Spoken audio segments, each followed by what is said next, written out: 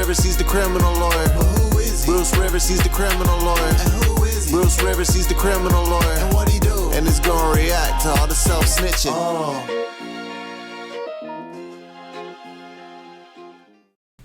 Hi, this is Bruce Rivers. Welcome to another edition of Criminal Lawyer Reacts. I'm a board-certified criminal defense lawyer, real-life criminal defense lawyer, and today we are going to be reacting to rap lyrics that really happened. So we were talking about self-snitching and all that kind of stuff. But here's something different. I also talk about building, right? I talk about building every day, building your life, building your financial future, building relationships, building your education. Well, we're partnered today and sponsored by a company called Skillshare. Skillshare is an online community devoted to creativity. And you can, whether you're a dabbler or a pro, no matter what you are, to the masterclass level, you can sign on to Skillshare. And you can take classes online. And I've even started taking a class with this YouTuber named Marquez Brownlee. And he's given me some tips and tricks about YouTube and how to kind of enhance my page and my content. And I find it really fascinating. And I encourage you all to log on to Skillshare and see what they have to offer. Enhance your creativity, improve your skills for just about anything you are interested in. And like I've always said, build, and you can build with Skillshare. So the first 1,000 subscribers of my subscribers, you look on the link down below, and you click on that, you'll get a 1-month free trial. It's only eligible to the first 1,000 subscribers on Criminal Lawyer Reacts. So we are lucky to have this relationship with Skillshare, and I encourage you to go do that. And then they have all kinds of classes, that can help you with just about anything. You can take it just for fun, or to improve a skill, or to learn new skills. So give Skillshare a try.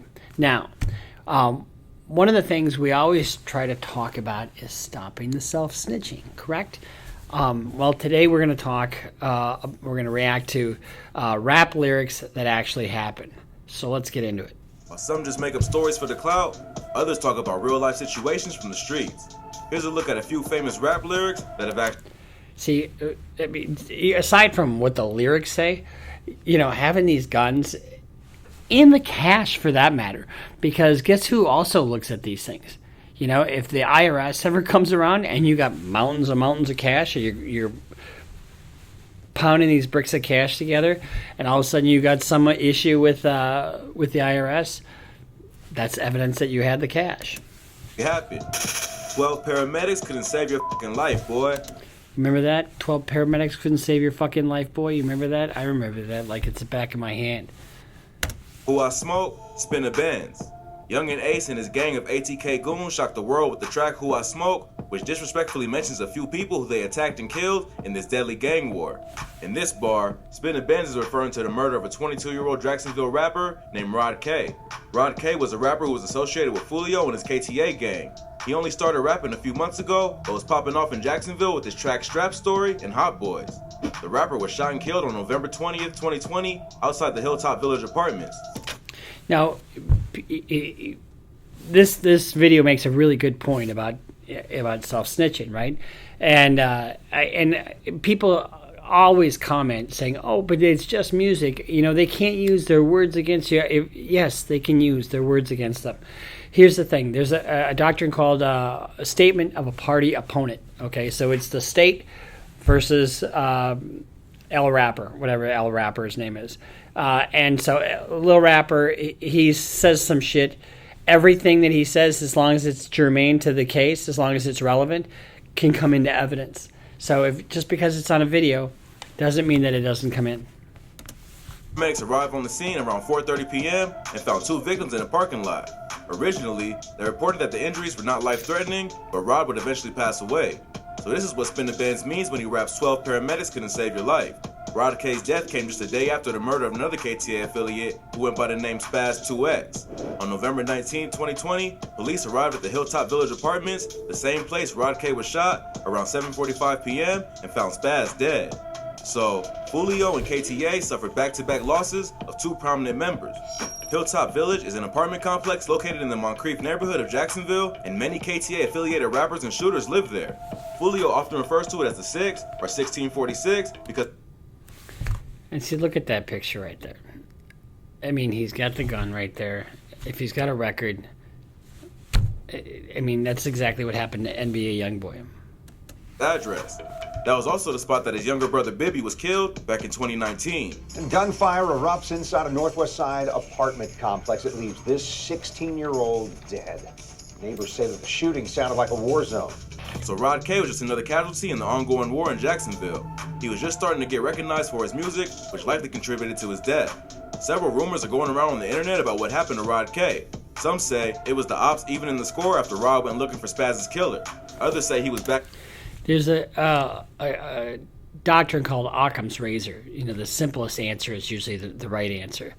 And now keep in mind, even though nothing's really happened on it, what do we say? There's over like 50 unsolved homicides in Jacksonville. Well, there's no statute of limitations on homicides. So one of these other little guys get popped for something. They're looking at 10 years plus life or whatever, and all of a sudden they can start spilling the beans. By his own people. Regardless of who did it, his ops couldn't miss the opportunity to diss the rapper after he passed. Spin the Bands would mock his op on our IG live session by asking the question, where is Rod K after he passed? That's a good question right there. Where is Rod K? That's a good question right there. Where is Rod K? And then follow up with this savage bar on Who I Smoke. He also referenced the dead rapper on the track Drill Time, where he raps, I told y'all Rod K was dead before his body had got found. But Rod K wasn't the only Jacksonville rapper who was referencing Who I Smoke. In this next bar, Fast Money Goon raps about a shooting that almost took out the KTA head honcho, Fulio. I was lurking on his page and caught him lacking in Houston. We let off shots, he got shot, and went on live. See, when you say shit like this, I mean, I think it's not just for the music. I think this is online beefing, and this is one of the ways. What do you do with an op? You shoot an op? Of course you do. But what else you do to an op? You disrespect them and disrespect their crew, disrespect their dead, right? And this is one of the things that they do. But when you do that, you run the risk. What do you run the risk of? Self-snitching. Money Goon, Who I Smoke. On July 6, 2020, Fulio was shooting a music video in Houston, Texas. As he was leaving the scene, his car was shot up and a bullet grazed his skull. While he was in the hospital, he went on IG Live to diss his ops and let him know that he wasn't fazed. Bitch shot me but didn't kill me. On Kendrick. This fucking stupid. He talks about the shooting in an interview and said that it wasn't a big thing and he wasn't concerned about it because you could die anywhere. He wasn't going to give ATK the satisfaction of knowing that he was worried about almost losing his life. In this bar, Fast Money Goon confirms the rumor that they stalked his social media to get the drop on him. They saw that he was filming a video and went all the way to Houston to try and catch him lacking, but barely missed. That's the wild thing about this new generation of trap and drill rappers. Not only are they out here living the life they talk about in their music, they're also constantly showing their location on social media in real time for everyone to see, including the ops. That is just so ridiculous on a multitude of levels. Number one, showing your location. Number two, self-snitching. Number three, antagonizing your ops. I mean, all the way around, all it does is speak to war and spur war. Just before the shooting in Houston, Fulio's girlfriend was also shot. She was hit, but survived, and Fulio once again went on live to prove he wasn't scared. It shows how out of control this whole situation is, when even females aren't safe. But when you're really in the streets like that, anyone around you can get hit. When the ops can't find you, they might go after anyone close to you that matters. In this bar, Fast Money Goon is clowning Fulio by saying they're sending shots in real life, while all he does is send disses on social media. But if you've been paying attention to this beef from the start, you know that both sides have been pretty active with the payback. But Jacksonville rappers aren't the only ones to talk about real shootings and murders in their music. This next artist raps about killing a dude in Walmart in front of his daughter, then beating the case in self-defense. My daughter a G, she saw me kill a nigga in front of her before the age of 2. The baby, rockstar. In this bar, the baby is referencing a real-life incident where he shot and killed a man in a Walmart while he was shopping with his 1-year-old daughter. Even though today the baby is one of the biggest hip-hop stars in the world, the rapper grew up in the mean streets of Charlotte and has been involved in many fights and shootings. Early on in his career, the baby chased 6 armed men out of his home after they broke in and tried to steal his TV and other valuables. He ended up shooting one, but they all ran away and never got arrested. So 5. See, this type of somebody breaking into your house, generally speaking, first of all, if somebody breaks into your home, there's the doctrine called the castle doctrine. You have the right to stand your ground in your home. You don't have to retreat. There's no duty to retreat. Some states have a duty to retreat. Some states have a stand your ground law. But every state has the castle doctrine, which means once you're in your home, you don't have to retreat. And you can use deadly force if you reasonably believe that a felony is about to be committed in your home. Doesn't mean you should, but you can. And if you shoot somebody in the ass, guess what? They are probably not going to go to the cops, because what the fuck were they doing in the first place? Because then they implicate themselves in a burglary/robbery. Over 6 guys ran up in your house. Probably more than that. One of them got shot and they all escaped. Plus, who can forget the time that the baby was being taunted by another rapper in the mall and he ended up fighting him on IG Live. So despite his superstar status, it's well known that the baby does not play around. Now, we all know DaBaby was recently in the news for some ill-advised comments he made about gays. I can't remember exactly what the comment was, but suffice it to say, he's been losing sponsors kind of left and right, and so he's had to backtrack.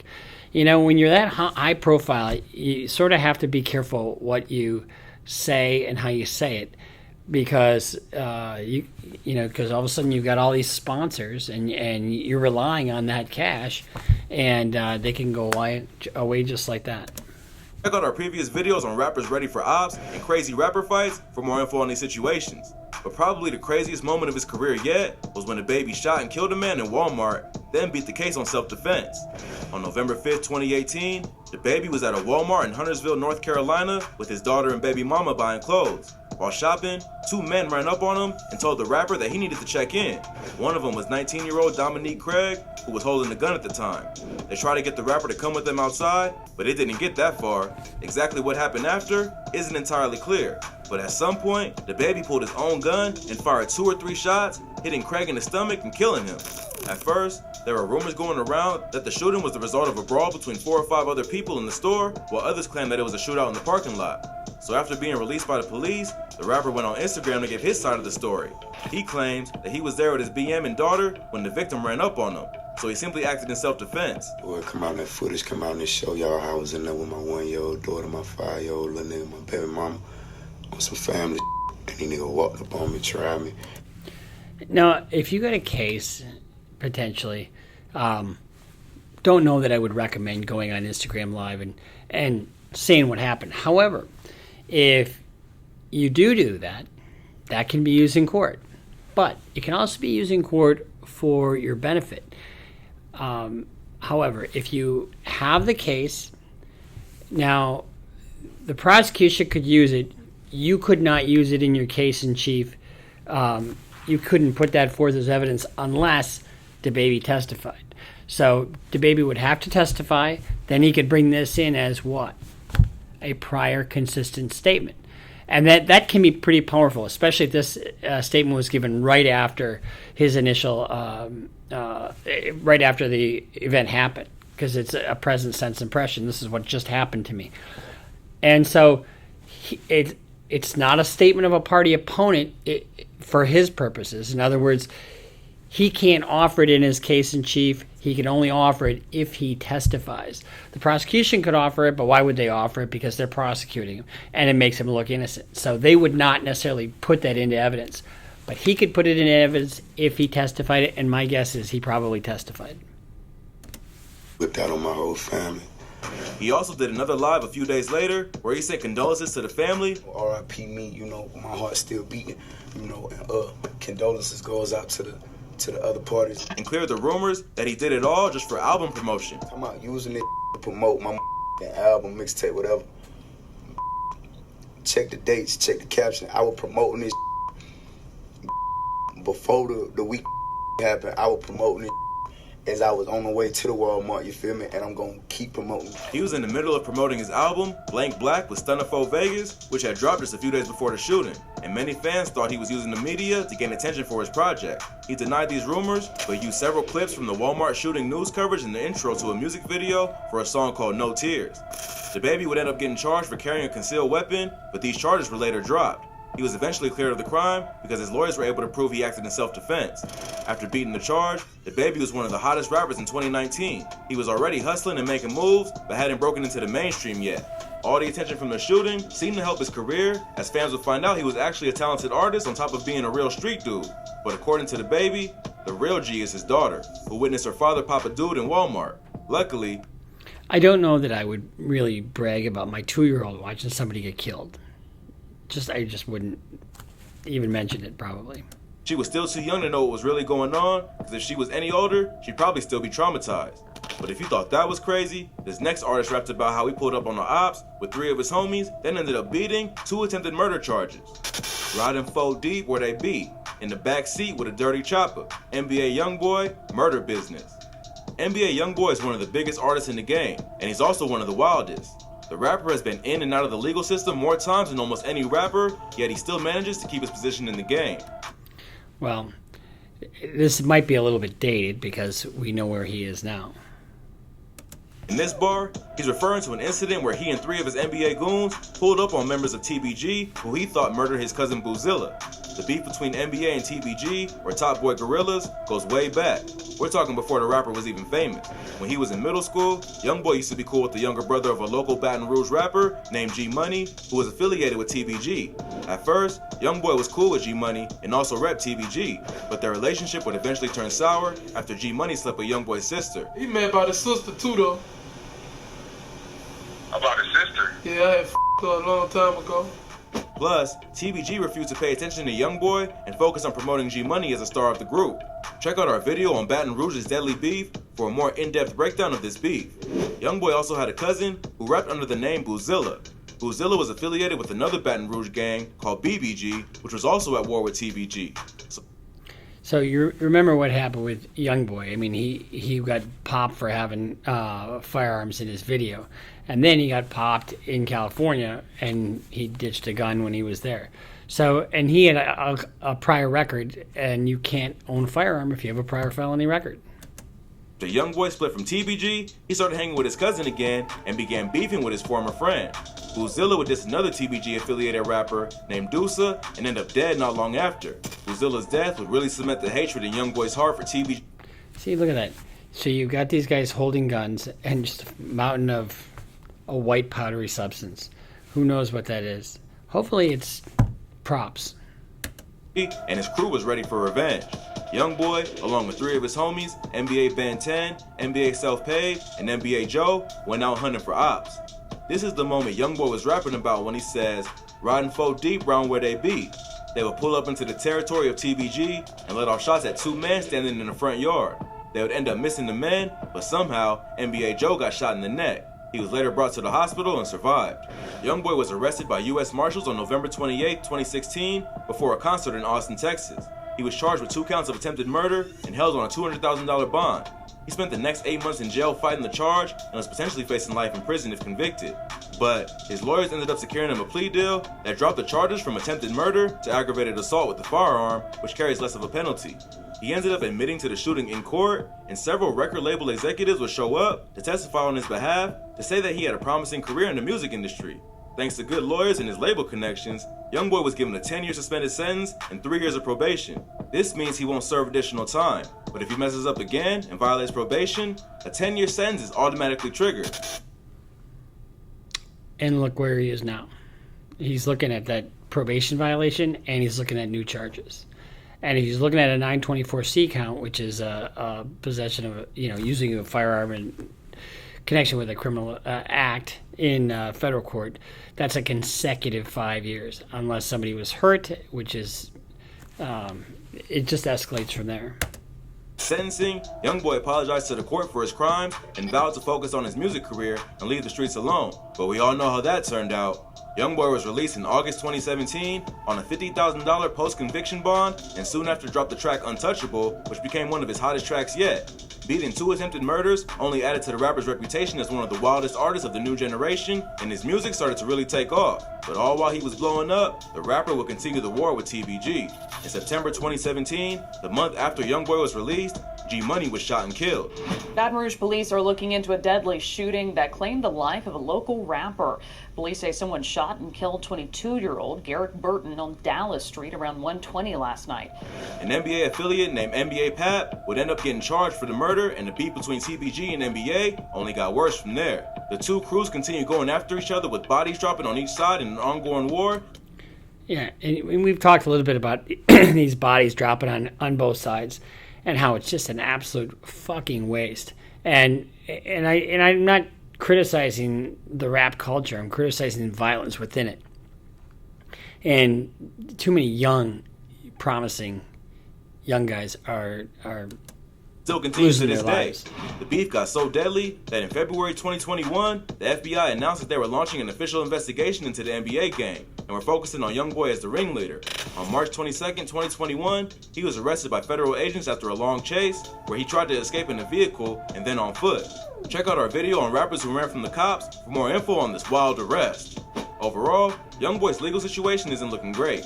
The rapper has faced serious charges in the past and walked away without any serious time, so anything is possible. Hopefully, his lawyers can work their magic and he can plead the charges down so he can just focus on the music.